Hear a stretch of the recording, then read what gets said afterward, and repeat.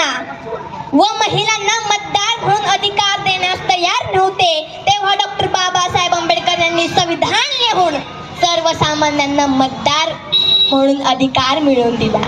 Doctor Babasaheb Ambedkar म्हणतात, पहिले राजा राणीच्या पोटातून जन्म घ्यायचा, तो आता सर्वसामान्याच्या मताने मतपेटीतून घेईल.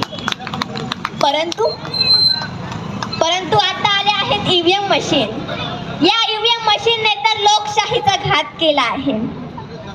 खरं तर भारताने चंद्रावर पाठविलेल्या चंद्रयान 3 ला टेक्नॉलॉजीच्या माध्यमातून त्यातील बदल, त्याची दिशा रिमोटच्या साहाय्याने जमिनीवरून इस्रोच्या श्रीहरिकोटातून नियंत्रित केली, तर ईव्हीएम सारख्या त्या मशीनमध्ये फेरबदल केला पण जाऊ शकतो.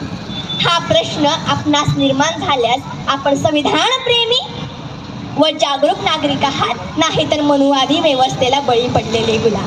खरं तर मला म्हणावेसे वाटते की ईवीएम के कारण संविधान और देश खतरे में है, संविधान और देश खतरे में है. कांचीराम जीचं वाक्य आहे, वोट हमारा राज तुम्हारा नहीं चलेगा नहीं चलेगा. खरं तर माझ्या वडिलांनी कांचीरामजी बरोबर काम केलं आहे. आज तेच होतंय, वोट आमचे पण राज्य कोणाचे, याचा आपण सर्वांनी विचार करायला हवा.